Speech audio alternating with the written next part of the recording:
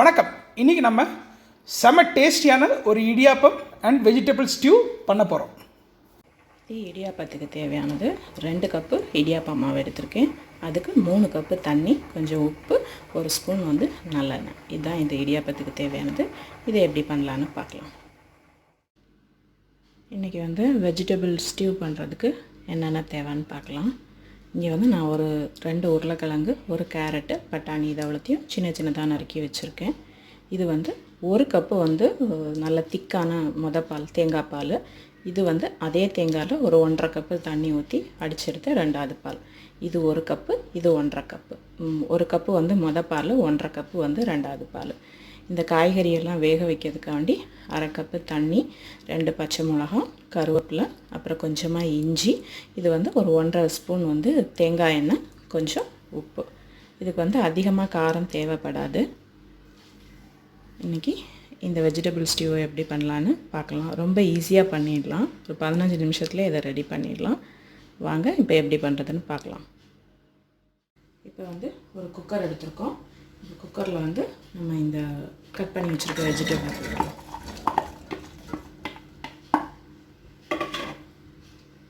போட்டுட்டு இதுக்கு கொஞ்சமாக தண்ணி ஊற்றணும்.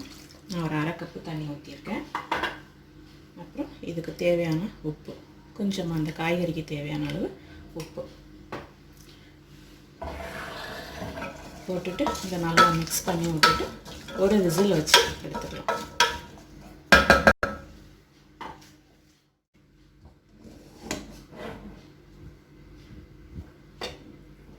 இப்போ இது ஒரு விசில் வரட்டும், வந்ததுக்கப்புறமா பார்க்கலாம்.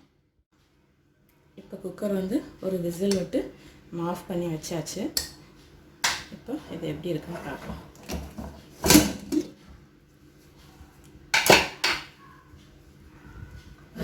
பாருங்கள், நல்லா குழையாமல் நம்மளுக்கு வெந்திருக்கு. இப்போ இதில் நம்ம இங்கே 2வது பால் எடுத்து வச்சுருக்கோம்ல, இந்த 2வது பாலை இதில் ஊற்றிடலாம்.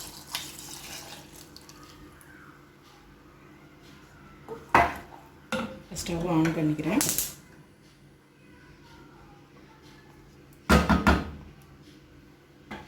இதில் நம்ம இங்கே இஞ்சி கொஞ்சம் துருவி வச்சுருக்கோம்ல, இதையும் போட்டுக்கலாம். இது ரொம்ப மைல்டாக தான் இருக்கும். இடியாப்பம், ஆப்பத்துக்கெலாம் இது சாப்பிட்றதுக்கு நல்லாயிருக்கும். பச்சை மிளகா நான் ஒரு 2 பச்சை மிளகாவை கீறி வச்சுருக்கேன். இது ரொம்ப காரமாகவும் இருக்காது. கொஞ்சம் கருவேப்பிலை. இது எல்லாம் சேர்ந்து நல்ல ஒரு கொதி வரட்டும். இந்த இஞ்சி, பச்சை மிளகா, கருவேப்பிலை, இந்த தேங்காய் பால் இதெல்லாம் சேர்ந்து நல்ல ஒரு கொதி வரட்டும்.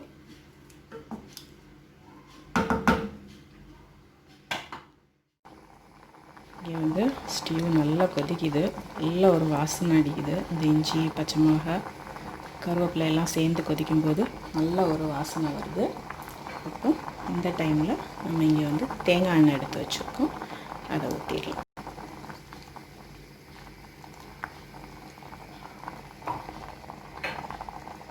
பாக்கி இருக்க கருவேப்பிலை போட்டுடலாம்.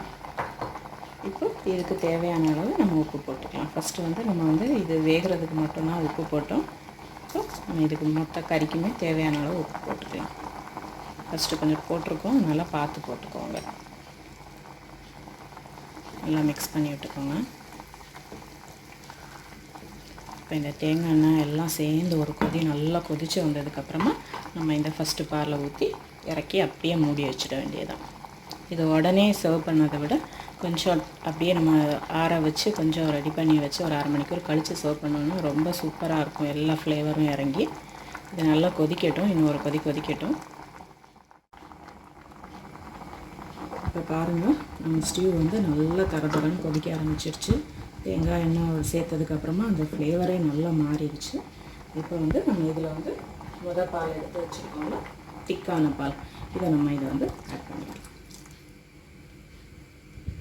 திக்கான பால் நீங்கள் ஆட் பண்ணிவிட்டு கொதிக்க வைக்க வேண்டாம்.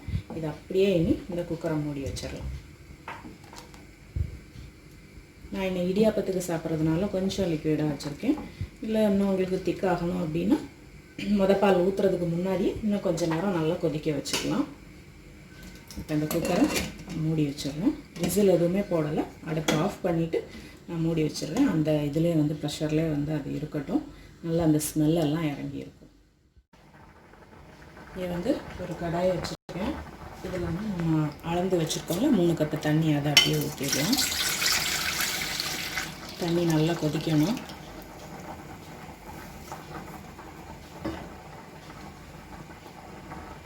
இந்த இடியாப்பத்துக்கு தேவையான அளவு உப்பு போட்டுக்கலாம்.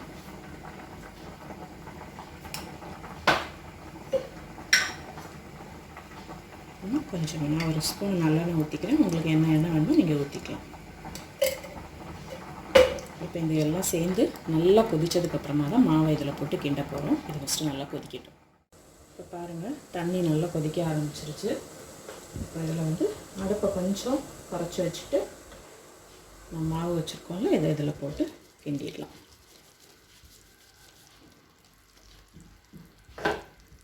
இதிலே வச்சு நீங்கள் கிண்டும்போது உங்களுக்கு நல்லா மாவு வெந்து கிடைக்கும்.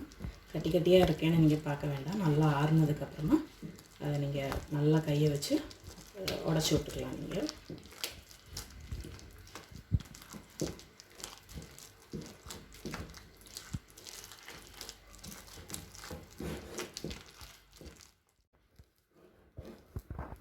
பாருங்கள், தண்ணி எல்லாமே நல்லா உறிஞ்சி மாவு நல்லா வெந்து வந்துருச்சு.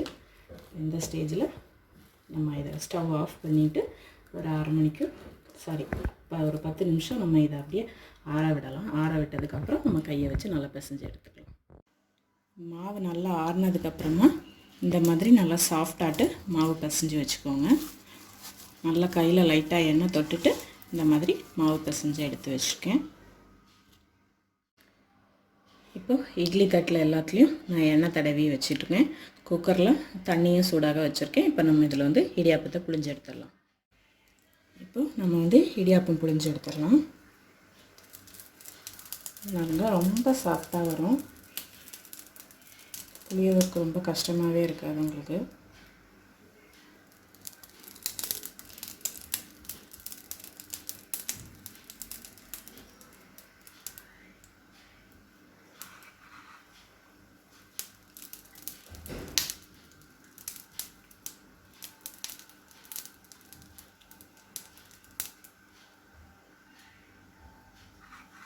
உங்களுக்கு இதை விட சின்ன இது வேணும்னா நீங்கள் அந்த இதுவும் போட்டுக்கலாம்.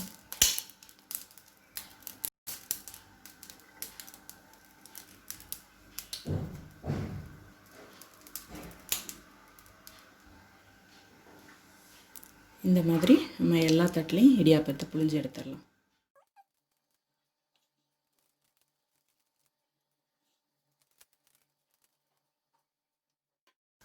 இடியாப்பத்துக்கு தண்ணி வச்சுருந்தோம்ல, சூடாகுது. அது நல்லா கொதிச்சாச்சு.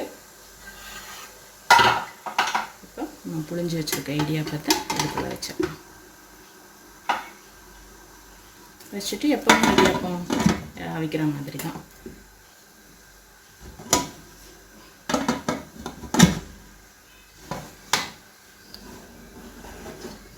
ஒரு 5 to 7 minutes அது வேகட்டும்.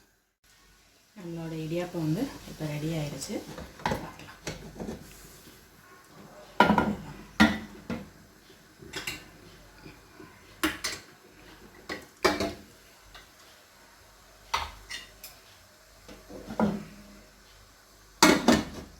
இப்போ இதை பிளேட்டில் மாற்றிட்டு நான் உங்கள்கிட்ட காமிக்கிறேன்.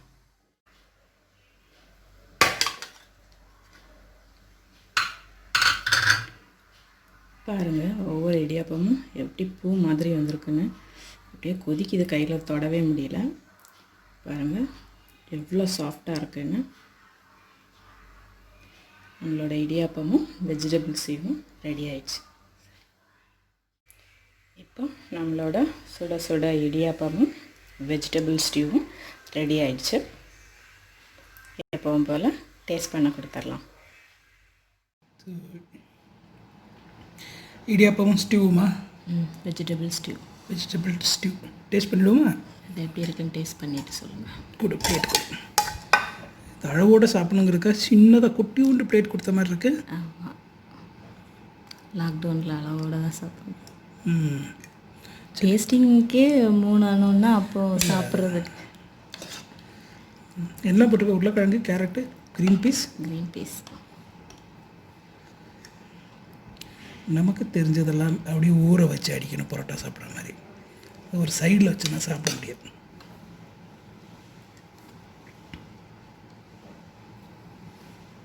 நல்லா ஃப்ரெஷ் தேங்காய் பால் வாசனை வருது. டேஸ்ட் பண்ணிவிடுமா?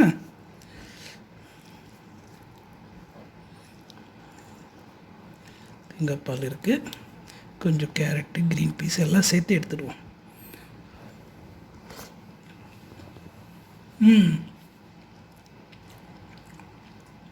எப்படி இருக்குது? சூப்பராக இருக்குது, க்ரீமியாக இருக்குது. என்ன சேர்த்த? தேங்காய் பால். தேங்காய் பால் தான், நல்லா க்ரீமியாக இருக்குது, நல்லா ஸ்வீட்டாக இருக்குது. அதில் காரத்துக்கு வேறு எதுவும் கிடையாது, 4 பச்சை மிளகா மட்டும்தான். காலைல பிரேக்ஃபாஸ்ட்டுக்கு பெஸ்ட்டு. ஏன்னா எரிப்பு இல்லாத மைல்டு கிரேவி, வயத்துக்கு இதமாக இருக்கும். ட்ரை பண்ணி பாருங்கள், கண்டிப்பாக உங்களுக்கு பிடிக்கும். எங்கள் வீடியோஸை லைக் பண்ணுங்கள், எங்கள் வீடியோஸ் எல்லாருக்கும் ஷேர் பண்ணுங்கள், எங்கள் சேனலுக்கு மறக்காமல் சப்ஸ்கிரைப் பண்ணுங்கள். தேங்க்யூ ஃபார் வாட்சிங்.